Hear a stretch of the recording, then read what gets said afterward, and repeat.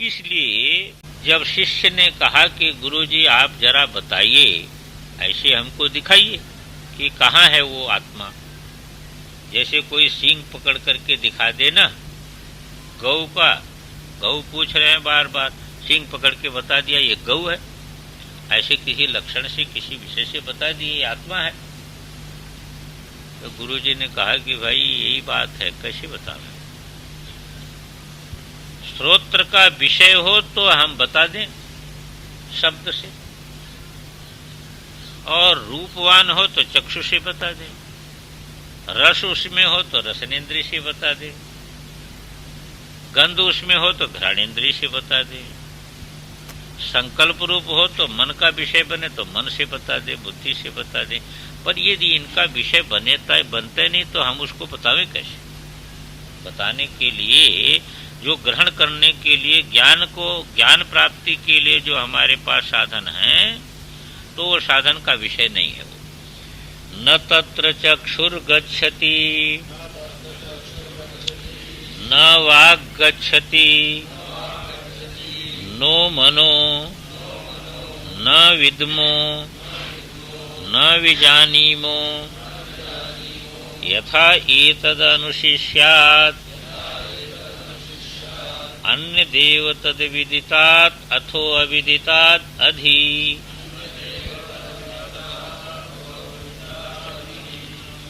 इति शुश्रुम पूर्वेषाम् येनस्तद्व्याचक्षिरे। कहा कि ये शिष्य मैं क्या करूं, तुमको मैं ऐसे दिखा देता, और न तत्र चक्षुर्गच्छति, वो चक्षु का विषय नहीं बनता। क्यों नहीं विषय बनता?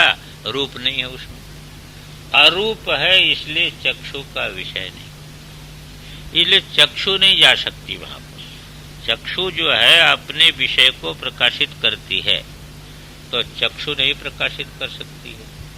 तो चक्षुर न गच्छति, तत्र चक्षुर न गच्छति, वहां पर चक्षु नहीं जाती। अतः अच्छा, बहुत चीजें चक्षु से नहीं जानी जाती है, जैसे स्वर्ग है, अब हम चक्षु से नहीं देखे हैं, पर शास्त्र बता देता स्वर्ग है वहां पर, ऐसा ऐसा है। वाणी का विषय हो जाएगा,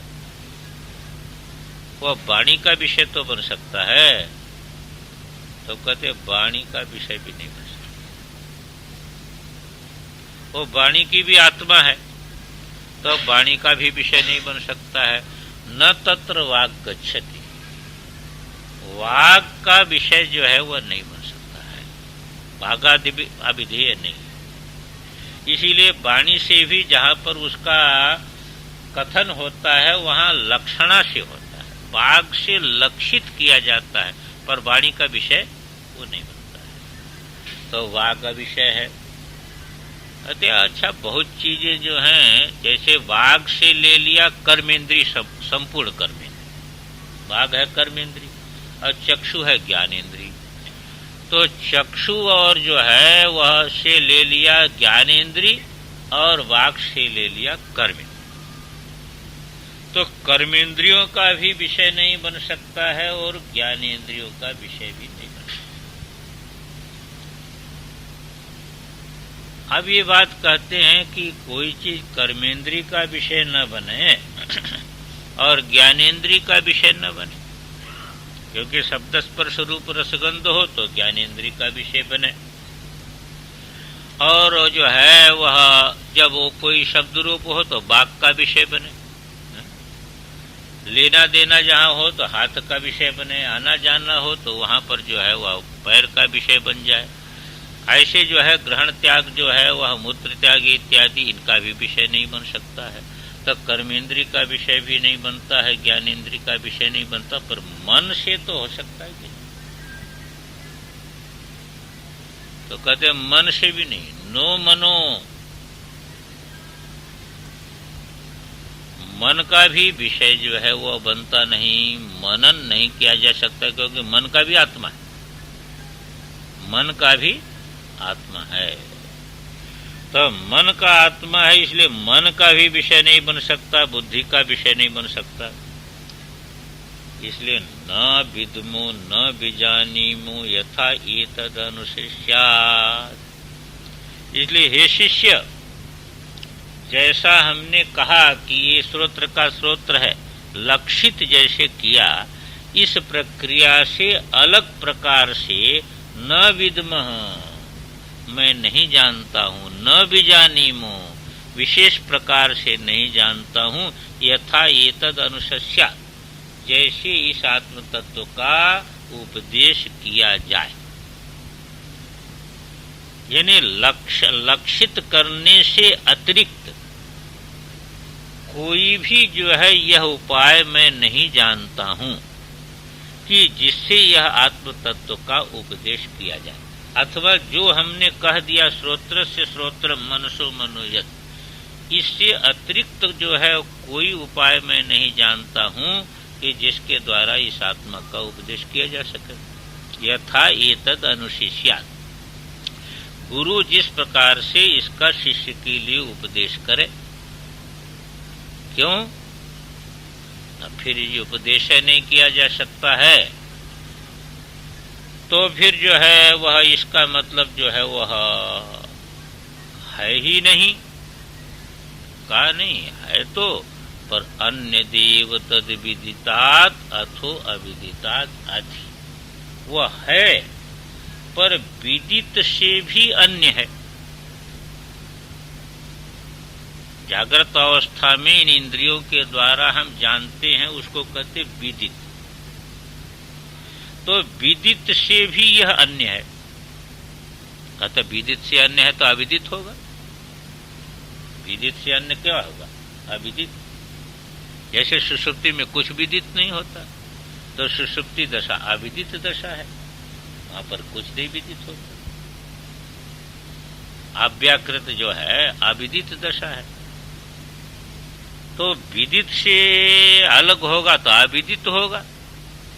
ये जगत विदित है और जो है अव्याकृत अविदित है, तो कहते अविदिताद अधि, वो अविदित से भी अलग है, यानी विदित भी नहीं है और अविदित भी। अब विदित जब ज्ञान का विषय हो तो उसको विदित कहेंगे, अब ज्ञान का विषय न हो तो उसको अविदित कहेंगे। पर इस आत्मा को, ये आत्मा है इसलिए अविदित भी नहीं है, जान दीजिए। ज्ञान का विषय नहीं है इसलिए विदित नहीं है, और आत्मरूप है इसलिए अविदित भी नहीं है। तो इसलिए विदित भी नहीं है, अविदित भी नहीं। अविदित न होने में हेतु यही है कि आत्मा है, तो आत्मा तो कभी अविदित होता ही नहीं। पर आत्मा को विदित भी नहीं कर सकते क्योंकि ज्ञान का विषय नहीं है। ज्ञान का विषय तो जो है वह कौन बनेगा? स्व से भिन्न बनेगा ज्ञान का विषय।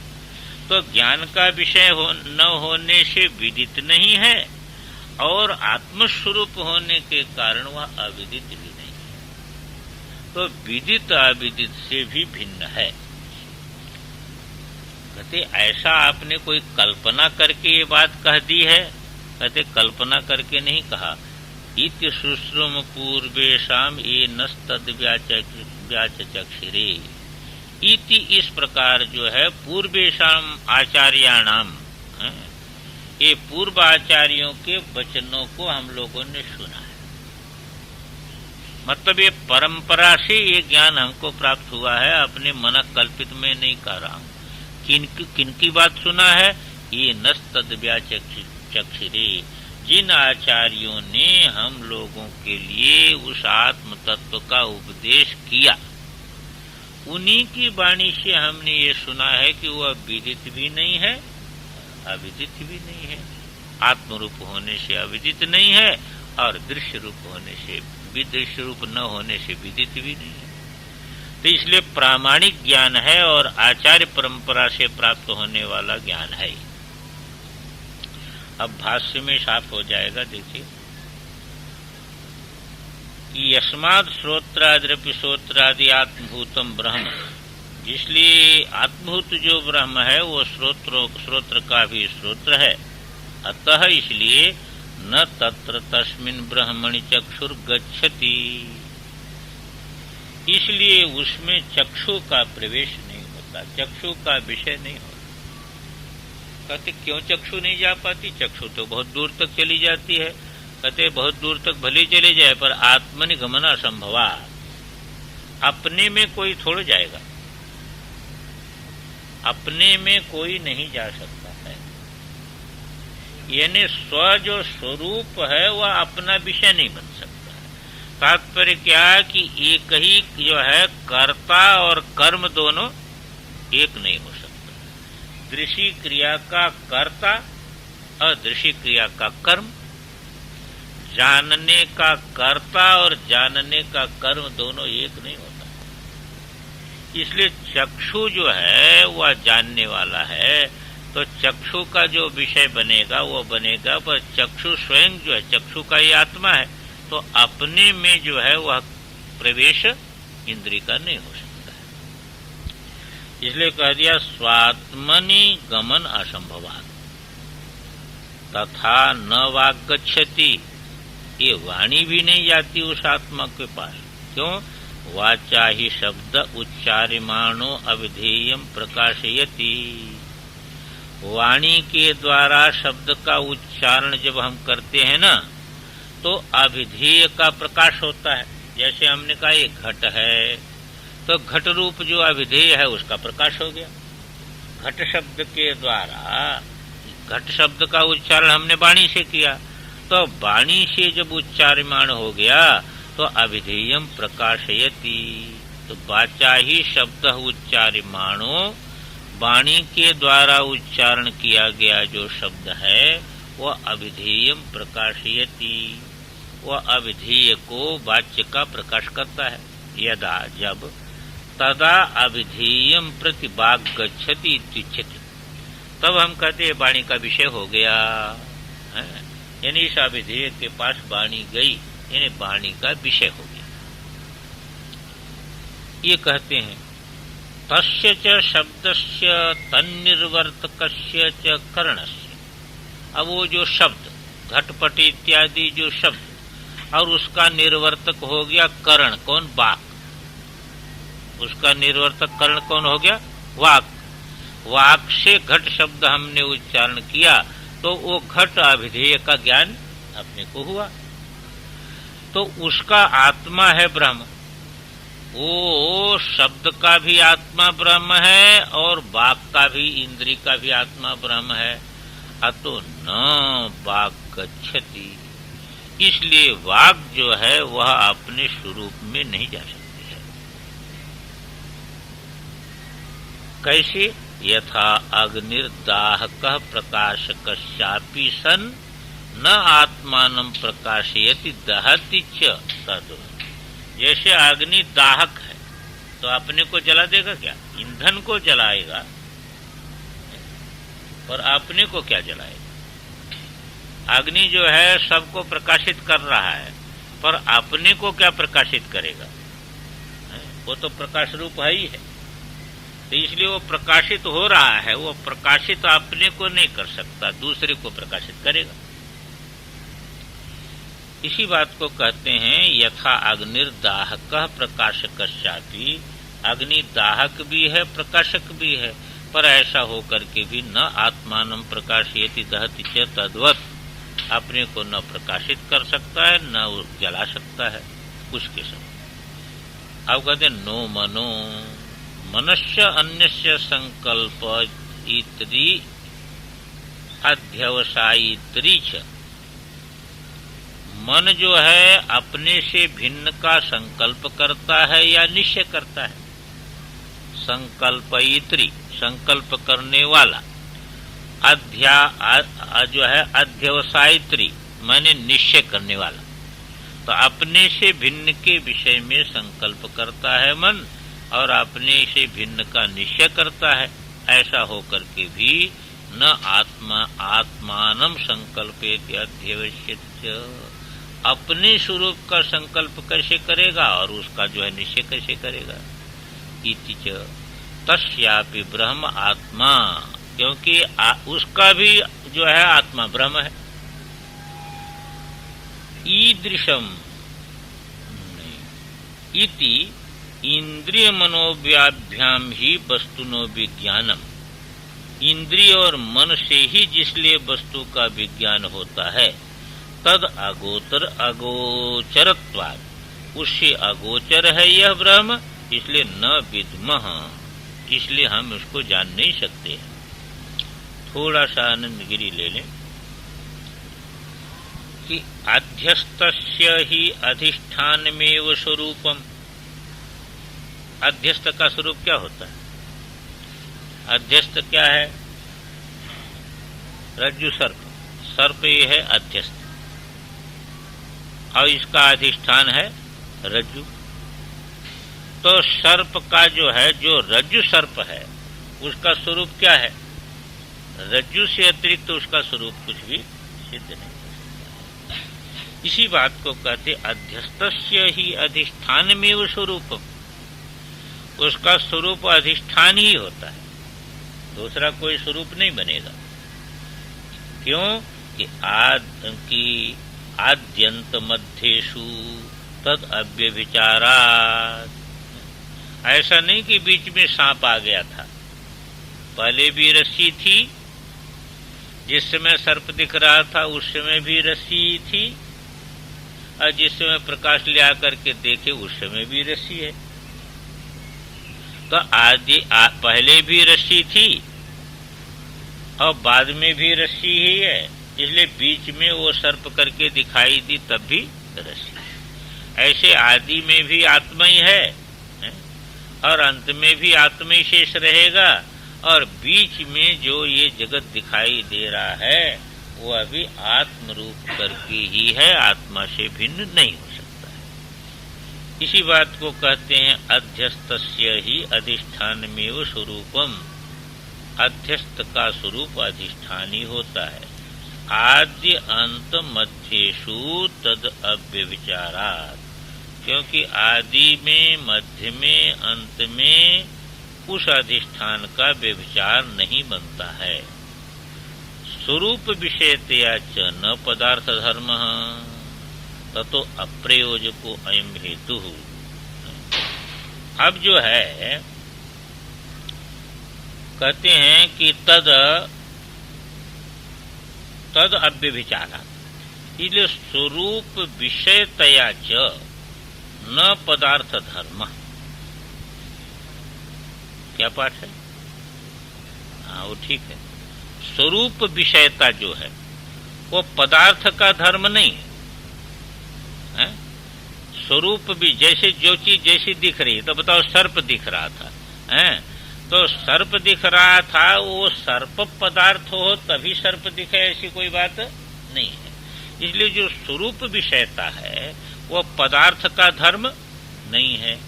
तत्तो अप्रयोजको अयम हेतु, इसलिए यह जो है अप्रयोजक हेतु हो गया।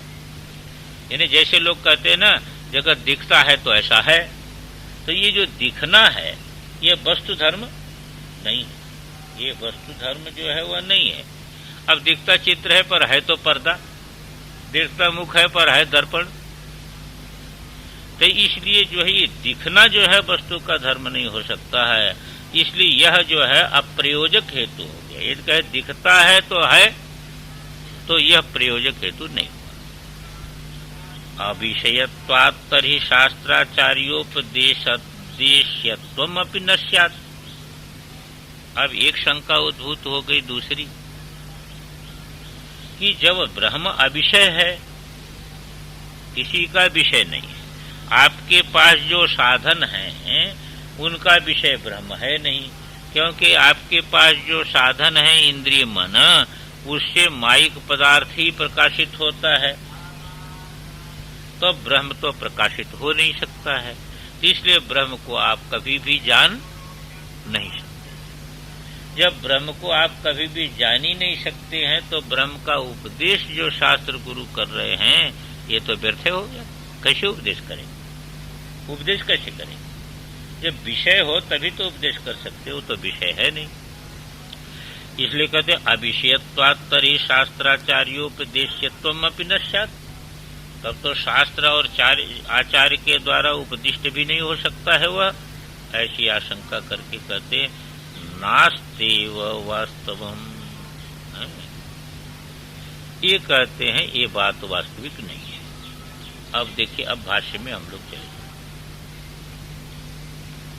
इंद्रिय मनोभ्याम, उसी बात को कहते थे, इंद्रिय मनोभ्याम ही वस्तुनो विज्ञानम। शंका पक्ष है, इंद्रिय और मन से वस्तु का विज्ञान होता है कि नहीं? तद आगोतर। अब इंद्रिय मन का विषय नहीं है तो न विद्मः तद ब्रह्म ईदृशम, यह ब्रह्म ऐसा है ये हम जानते ही नहीं, कैसे उपदेश करें? जब हम इदम तया करके उसको जाने हो तो उपदेश कर सकते हैं इदम तया करके। इसलिए न विद्मः ईदृशमीति अतो न विजानीमो यथा येन प्रकारेण एतद् ब्रह्म अनुशिष्यात्। जब इंद्रिय मन का विषय बना करके हमने ब्रह्म को जाना होता तब में हमारे पास एक कला जरूर रही होती कि इंद्रिय मन का विषय बना करके उसको हम कथन कर दें, पर जब ऐसा है ही नहीं तो न विजानीमो यथा येन प्रकारेण एतद् ब्रह्म अनुशिष्यात् उपदिशेत् शिष्याय।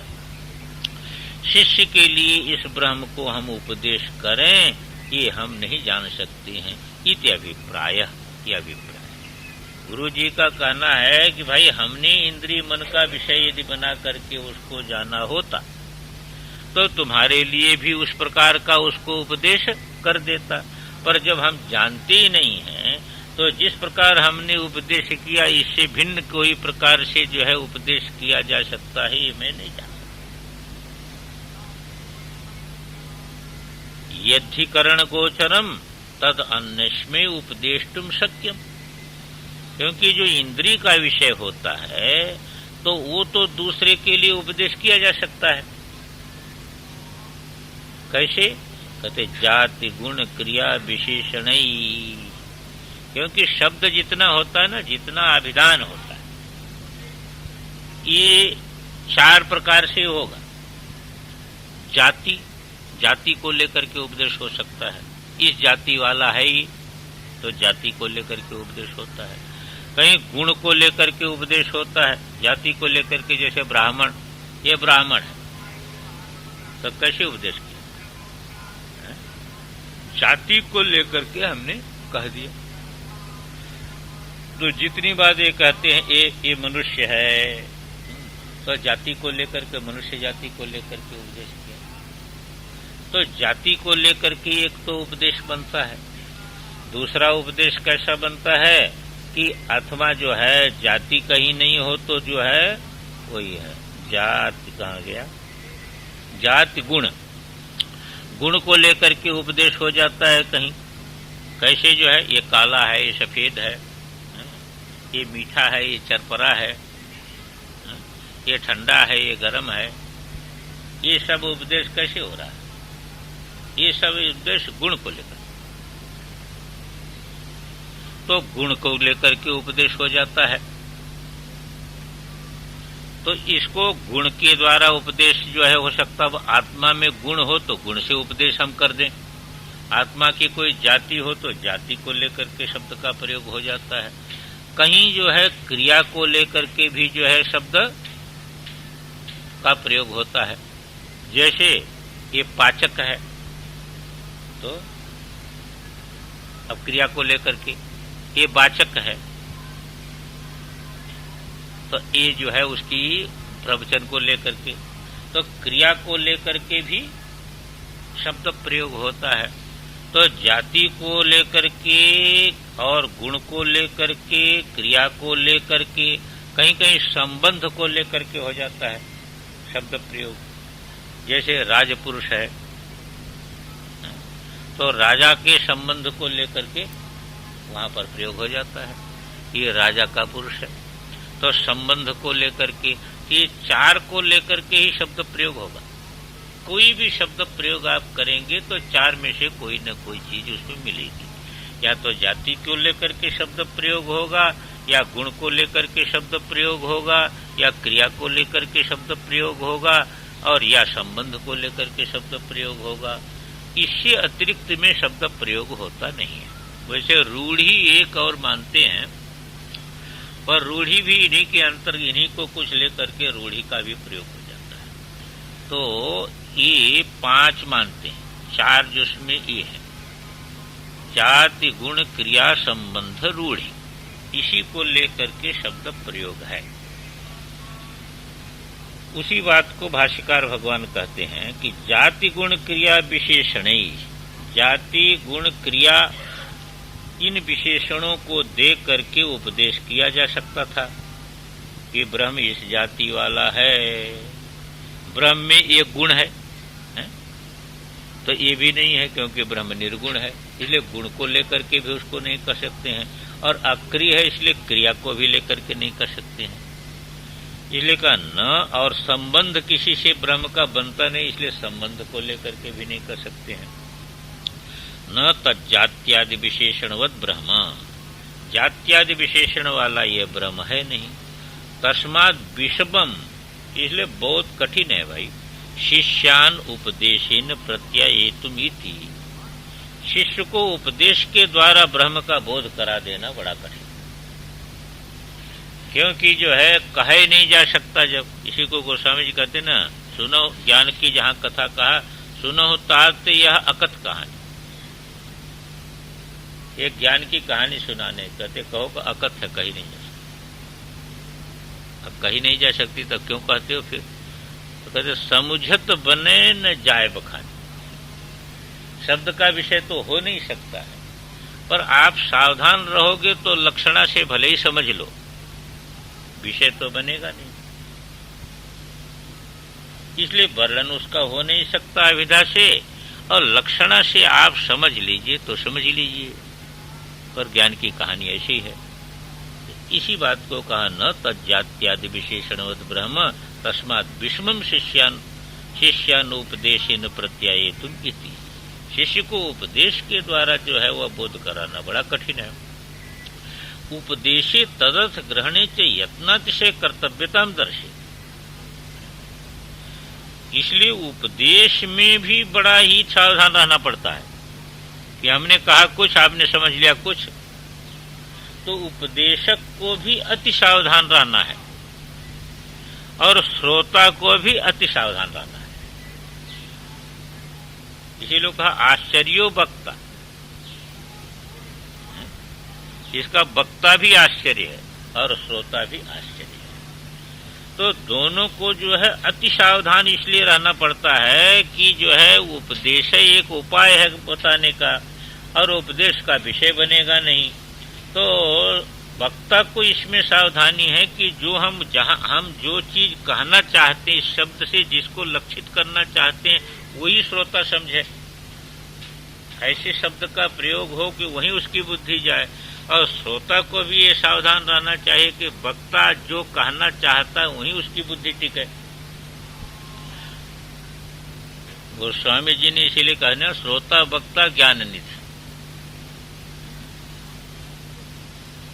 वो तो जो है ज्ञान निधि होना चाहिए वक्ता, यानी उसको जो है कहीं किसी विषय में जो है अज्ञान न हो, और श्रोता जो है ज्ञान को ही निधि समझता है, उससे बढ़ की निधि को उसको ये नहीं समझता, इसलिए एकाग्रता हो जाती है उसकी।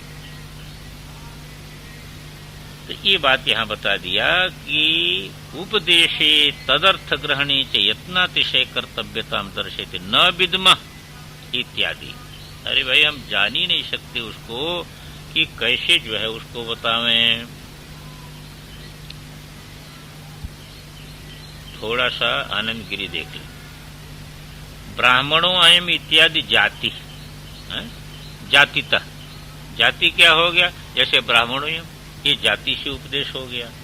कृष्णो अयम इत्यादि गुणतः, ये काला है तो देखिए ये जो है वह गुण को लेकर के उपदेश हो गया। पाचको अयम इत्यादि क्रियातः, ये पाचक है, जापक है, ये क्रिया के द्वारा उपदेश हो गया। राजपुरुष इत्यादि संबंध विशेषणतः, और ये राजपुरुष है, ये संबंध विशेष उपदिश्यते। लेकिन ब्रह्म तो न जात्यादि मत, ब्रह्म जो है जाति इत्यादि वाला है नहीं। क्यों नहीं है? कि कह दिया केवलो निर्गुणस्य इत्यादि श्रुति कहती है वो केवल है, निर्गुण है। तो अज्ञेन आगमस्य भेदेन प्रतिपन्नत्वात् तद्दृष्ट्या आचार्यस्यापि अविद्या लेशोत्थ दृष्ट्या व्यावहारिक उपदेश उपपद्यते। अब कहते फिर उपदेश कैसे हो सकता है? कहते अज्ञ जो है ना, आगमस्य भेदेन प्रतिपन्नत्वात्, वो तो भिन्न मानता है कि नहीं? वो तो ये भिन्न मानते ही है कि ये आगम है, ये ग्रंथ है, ये आचार्य है, ये मैं हूं, आचार्य हमको उपदेश कर रहे हैं। इसलिए जो है आगमस्य भेदेन प्रतिपन्न है वो। अब उसी की दृष्टि लेकर के, अब कहते आचार्य को तो ज्ञान है, आचार्य में तो भेद बुद्धि नहीं है, तो कहते आचार्यस्यापि तद्दृष्टि, वो शिष्य की दृष्टि से आचार्य का भी अविद्या लेशोत्थ दृष्टिया, अविद्या लेश मात्र को लेकर के व्यवहारिक उपदेश उपपद्यते, व्यवहारिक उपदेश किया जाता है। आगमतस् तस्यैव आत्मानं ब्रह्मरूपेण लक्षयितुं योग्यतातिशयत्वात् इति अभिप्रेत्य आह। अब कहते हैं आगम के द्वारा जो है उस आत्मा का ब्रह्म रूप से लक्षित करना जो है उसमें योग्यतातिशयत्वात्, अत्यंत योग्यता जो है अपेक्षित है, ऐसा अभिप्राय करके लिखते हैं।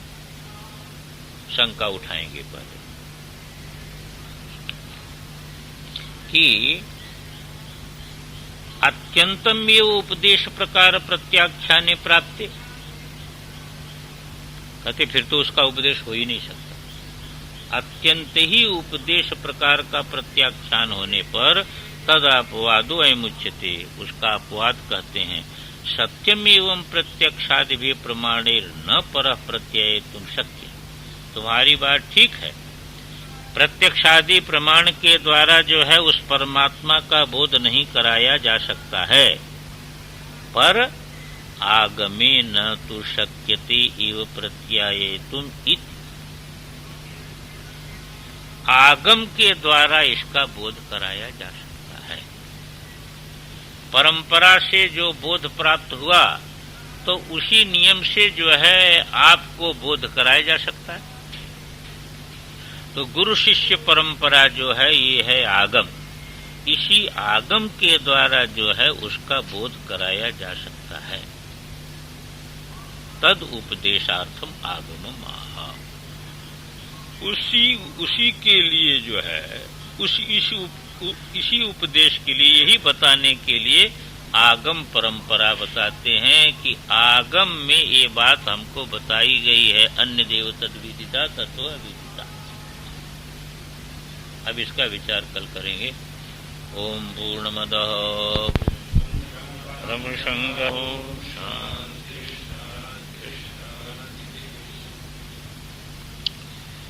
तो ये हो गया था कि भाई न तत्र चक्षुर्गच्छति न वाक् गच्छति न मनो न विद्मो न विजानीमो यथा एतद् अनुशिष्यात्। आगम ज्ञान इसमें यह है कि ये ऐसा क्यों है, अन्य देव तद विदितात् अथो अविदितात् आदि। दो ही चीजें हैं जगत में, एक तो विदित है और हमको जो विदित नहीं है वो अविदित है। भाई जो विदित नहीं होगा तो अविदित होगा, ये दो से अतिरिक्त तो कोई चीज हो नहीं सकती। कुछ चीजें हमको विदित है और जो विदित नहीं है वो अविदित है। तो दो राशि को छोड़ करके तीसरी राशि तो बन नहीं सकती है, जगत में तीसरी राशि नहीं बन सकती। ये कहने से क्या तात्पर्य निकलेगा? ब्रह्म का लक्षण जब कह दिया कि विदित भी नहीं है और अविदित भी नहीं है, विदित अविदित से भिन्न है, इसका तात्पर्य निकलेगा कि वह स्वरूपभूत है। क्योंकि स्वरूप जो है वह विधि क्रिया का विषय भी नहीं बनेगा, क्योंकि विधि क्रिया का विषय बनेगा तो फिर दृष्टा कौन बनेगा उसका, इसलिए विदित भी नहीं होगा वो। और स्व अपने को अविदित नहीं है किसी को, स्व के विषय में कभी किसी को संशय नहीं हो सकता। कोई ये नहीं कर सकता है कि जो है वह अपना स्व अविदित हो। अब कहेगा कौन फिर? इसलिए अविदित भी नहीं हो सकता है। तो ये एक आगम है, इसके द्वारा जो है साधक की बुद्धि को बाहर से सब हटा करके और स्वरूप में प्रतिष्ठित करना है। क्योंकि स्वरूप ही एक ऐसा है कि जो विदित अविदित से भिन्न है, उसको अविदित भी नहीं कर सकते हैं और विदित भी नहीं कर सकते हैं। और भाष्य में देखें, तद विदितात् अथो अविदितात् अधि, यही चल रहा था ना। अन्य देव पृथक एव, अन्य देव तद विदितात्, इसका अर्थ करते अन्य देव पृथक एव। तद माने यत् प्रकृतम, जो प्रकृत ब्रह्म है, कौन के श्रोत्रादि नाम श्रोत्रादि, जो श्रोत्र का श्रोत्र, मन का मन, जो है वाणी का वाक, ऐसा करके जो कहा गया, ऐसा जो ब्रह्म है, अविषयम च तेषाम्, यह श्रोत्रादियों का अविषय है। तद विदिताद अन्य देव ही, वह जो है विदित से अन्य ही है। विदित किसको कहते हैं? विदितम नाम यद विधि क्रियाया अतिशयन आप्तम, जो विधि क्रिया का अतिशयन आप्त, विधि क्रिया का जो कर्म बने है? अतिशयन आप्त कौन होगा? जो विधि क्रिया का कर्म बनेगा, जानने का जो कर्म बनेगा, जिसको हम जानेंगे, वो अतिशयन आप्त होगा। तद विधि क्रिया कर्म भूतम, वो विधि क्रिया का कर्म भूत हुआ। क्वचित किंचित कस्यचित विदितम स्यात्, वह कहीं भी किसी के द्वारा किसी रूप में जाना गया है। क्योंकि जो जाना नहीं गया उसका अस्तित्व आप नहीं कर सकते। कहीं किसी के द्वारा किसी रूप में जाना गया है, इसी बात को कहते हैं कि क्वचित किंचित कस्यचित विदितम स्यात् इति सर्वमेव व्याकृतम तद्विदितमेव। जितना ये व्याकृत जगत है, ये सारा का सारा जो व्याकृत जगत है, ये व्याकृत जगत जो है ये विदित ही है। कहते सभी का सभी तो नहीं विदित है। भाष्यकार भगवान कहते हैं कि तुमको सभी का सभी नहीं विदित है, पर किसी के द्वारा कहीं काल विशेष में, देश विशेष में विदित तो है सब। तो विधि क्रिया का विषय तो बना। जितना भी व्याकृत जगत है वो विधि क्रिया का विषय है। क्योंकि विधि क्रिया का विषय न बना हो तो उसके अस्तित्व में कोई प्रमाण है नहीं। तो विधि क्रिया का विषय हो गया। तो संपूर्ण व्याकृत को भाष्यकार भगवान ने लिया कि विदित, व्याकृतम तद विदित में वो तत्तस्मादन्यत, वो व्याकृत जगत से अन्य है, विदित से अन्य है। ऐसा कहने का क्या तात्पर्य निकला कि व्याकृत जगत से अन्य है। क्यों? कि जितना भी व्याकृत जगत है वो विधि क्रिया का विषय बना है। इसलिए विदित से भिन्न कहने का तात्पर्य कार्यभूत जो ये व्याकृत जगत है, उस व्याकृत जगत से आत्मा जो श्रोत्र का श्रोत्र जिसको कहा वो अन्य है, ये बता दिया।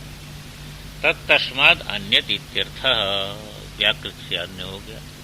अब कहते अविदितम अज्ञातम तर्हि इति प्राप्ते, वही व्याकृत से भिन्न है तो विदित से भिन्न होगा तो क्या होगा? अविदित होगा। व्याकृत से भिन्न होगा तो अव्याकृत होगा। तो अविदितम अज्ञातम तर्हि इति प्राप्ते, फिर तो अज्ञात है ऐसा कहने पर आह अथो अविदितात् माने विदित विपरीतात् अव्याकृतात्, विदित से विपरीत जो व्याकृत से विपरीत जो अव्याकृत है, अविद्या लक्षणात्, जो अविद्या जिसका लक्षण है, जो व्याकृत बीजात, जो व्याकृत का बीज है। व्याकृत का बीज अव्याकृत होता है। वृक्ष का जैसे बीज है ऐसे व्याकृत जगत का बीज है अव्याकृत। तो उससे अधि का अर्थ क्या है? ऊपरी। ऊपर माने लक्षण या अन्यत। लक्षण से अर्थ कर लिया कि जो जैसे ऊपर होगा तो उससे भिन्न होगा, तो वह अविदित से भी भिन्न हो गया। लक्षण या अन्यत इत्यर्थः। कैसे लक्षण आपने कर लिया? का यदि यस्माद् अधि ऊपर भवति, जो जिससे अधि माने ऊपर होता है, तत्तस्माद् अन्यत् इति प्रसिद्धम, वह उससे भिन्न है, ये प्रसिद्ध है। इसलिए व्याकृत से भी भिन्न हो गया आत्मा और अव्याकृत से भी भिन्न हो गया। व्याकृत अव्याकृत ये संपूर्ण जो जगत है, बीज भाव कार्य और कारण रूप, इससे आत्मा भिन्न है। हाँ, सुषुप्ति को लीजिए, माने सुषुप्ति ये व्यष्टि को लेकर के बात कही जाती है, समष्टि में उसको अव्याकृत करते हैं। तो इसलिए कह दिया कि अव्याकृत से जो है वो भी भिन्न है। लक्षण या अन्य इत्यर्थ। यदि यस्माद् अधि माने ऊपरी भवति तत्तस्माद् अन्यत् इति प्रसिद्धम। यदि विदितम तद अल्पम मर्त्यम दुखात्मकम च इति ही। अब दूसरा एक अर्थ करते हैं भाष्यकार भगवान। देखिए एक चीज उसमें देखिए, विदित अविदित से क्या निकाल दिया? व्याकृत अव्याकृत। थोड़े से जो है आनंदगिरी ले लीजिए। वाक्यस्य पदार्थान व्याख्याय तात्पर्यम दर्शयितुम उपक्रमते। वाक्य के पदों का अर्थ बता दिया। विदित का अर्थ व्याकृत और अविदित का अर्थ अव्याकृत। अब ये दोनों से भिन्न कहने का तात्पर्य क्या है? तो वाक्य का तात्पर्य अब यहाँ पर बताते हैं। तो तात्पर्य ये बताते हैं कि जो भी विदित होगा, जो विदित है वह हेय हो सकता है। विदित होगा तभी न हेय होगा, है? तो हेय हो गया। अब विदित से भिन्न है वह, तो हेय भी नहीं है। और जो अविदित है वह उपादेय बनेगा। भाई हमको जो है नहीं जानते, हम उसको जानेंगे तो उपादेय होगा। तो उपादेय से भी भिन्न हो गया। तो यह आत्मा जो है जिसका यहाँ पर प्रकरण चल रहा है वह हेयोपादेय रहित है। आत्मा हेयोपादेय रहित है। न आत्मा हेय है और न आत्मा उपादेय है। आत्मा रूप होने से उपादेय नहीं है, और स्व से भिन्न न होने से हेय नहीं है, क्योंकि हेय वही बनेगा जो स्व से भिन्न होगा, तब उसको हटाएंगे आप। तो जगत जो है वह हेय होता है। तो व्याकृत जो है, जो जाना जा रहा है वही बनेगा हेय, और जो नहीं जान रहे हैं वह बनेगा उपादेय। तो आत्मा जो है हेयोपादेय भाव से रहित है। यह वाक्यार्थ निकालते हैं। अब भाष्य में देखिए, यदि विदितम तद अल्पम मर्त्यम दुखात्मकम च। श्रुति कहती है कि जो विदित है, कार्यात्मक ये व्याकृत जो जगत है, जो विदित है, वह कैसा है कि तद जो है अल्पम, वह अल्प है, पूर्ण नहीं है। वह कैसा है? मर्त्य है। मृत्यु से ग्रस्त है। जितना भी कार्य है वह कार्य मृत्यु से हमेशा ग्रस्त रहता है, क्योंकि जिसकी भी उत्पत्ति होती है उसका नाश अवश्यम भावी है। इसलिए मृत्युग्रस्त है, मर्त्य है, इसलिए दुखात्मक है।